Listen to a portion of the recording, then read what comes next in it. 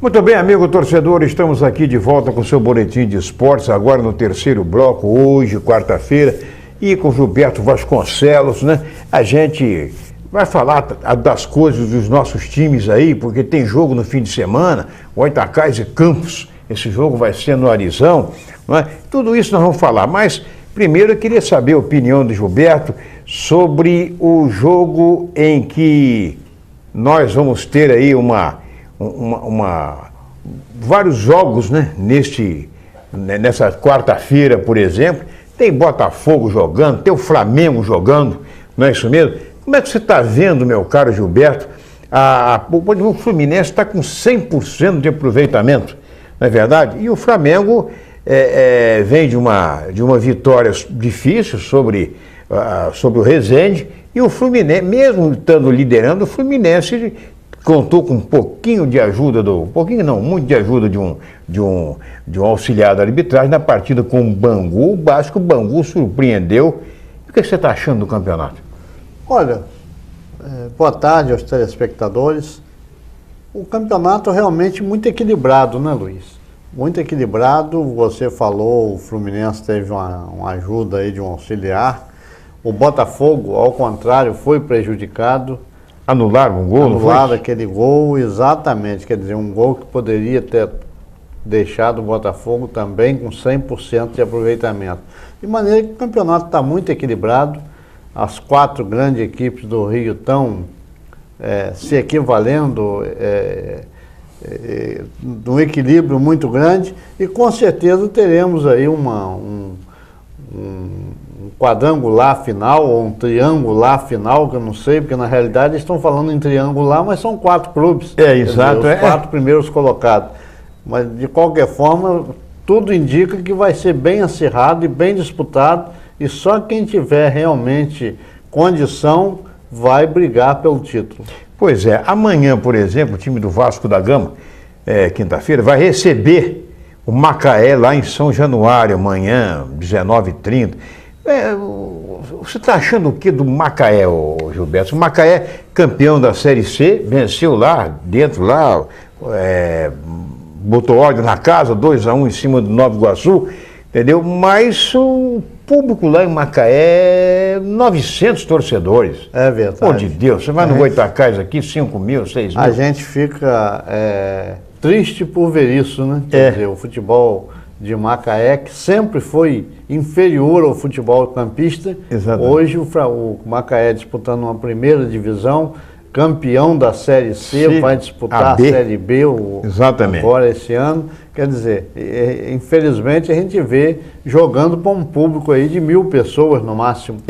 Exatamente. O dia que deu mais foi contra nas finais aí da Série C. Mas um jogo do Macaé contra um time grande do Rio, como está jogando aí, se é um Goytacás, por exemplo, em Campos, era público de 6, 8 mil pessoas, não tenho dúvida disso. Imagina você. Não, se é vamos falar a verdade, um Goytacás, ou até mesmo um americano, disputando uma final de Série C, é verdade. E era 10, 11, 12 mil torcedores. Então, com certeza. Bom, agora vamos falar um pouco do futebol local. E eu acho que há uma expectativa muito grande, porque tanto o Goytacás quanto o Goytacás tem jogado aqui com equipes, não sei se você viu no final de semana, se você foi lá, não assistiu um jogo, né, contra um time do Espírito Santo. Contra o Conceição de Macabu já começou 11h15 da manhã, estava um calor muito grande. Foi um jogo em que eu assisti 20 minutos até a primeira parada técnica e tive que me retirar porque o sol estava pino e não estava fácil, não.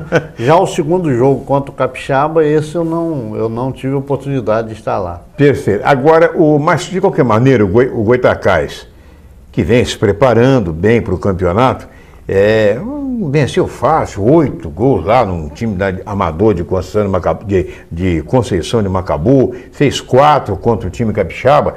Né? Agora, contra o Campos, você espera que a coisa seja um pouquinho mais equilibrada? É lógico, pelo menos a própria rivalidade, né? O torcedor já vai encarar esse jogo treino pensando no passado, nos grandes jogos que aconteceram entre Goytacás e Campos.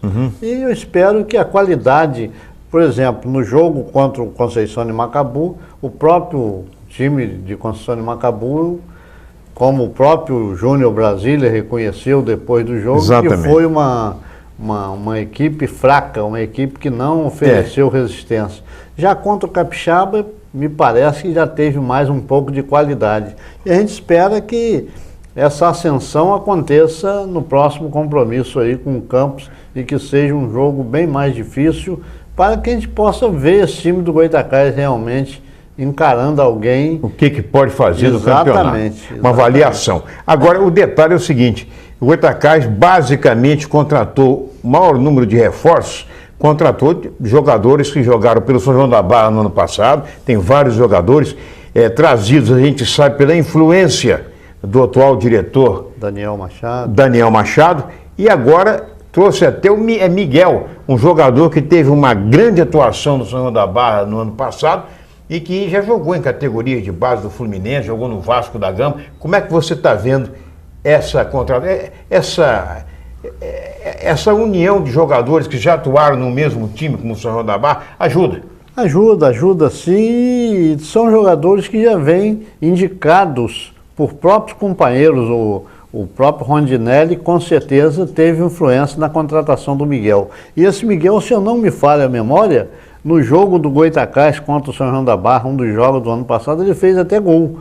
Se não me falha a memória, ele fez um dos gols lá contra o Goytacás. É um meio atacante, né? Um meio atacante, muito habilidoso, jogador muito habilidoso, chega bem na área, bate bem em gol e tem tudo para dar certo com a presença do Rondinelli, do Bóvio, o próprio Bóvio mesmo, e o Rael também, que está vindo também do São João da Barra para compor esse ataque do Goytacás aí.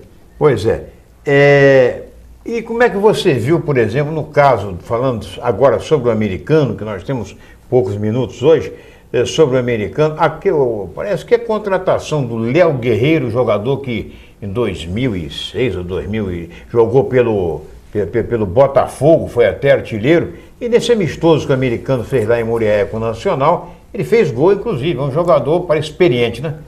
O americano também está se preparando, contratando pessoas certas. O americano tem a vantagem de ter uma comissão técnica com conhecimento muito grande, o próprio Gilberto, que é o diretor de futebol, Gilberto Melo, estão trazendo jogadores realmente, o exemplo foi o ano passado, quando ainda não tinha esse curso, tinha só a presença do Luciano Viana como diretor, contratou jogadores importantíssimos, como centroavante. O Ricardo. Goleiro. Muito bom jogador. Muito bom, quer dizer, esse ano também está contratando jogadores indicados e jogadores para chegarem e serem titulares realmente. Muito bem. Meu caro Gilberto, o programa, o horário já foi, como diria, já foi para o espaço, para o horário do programa.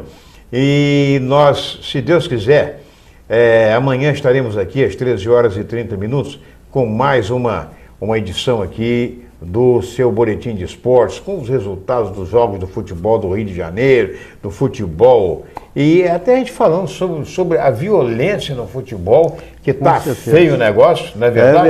É verdade. Eu quero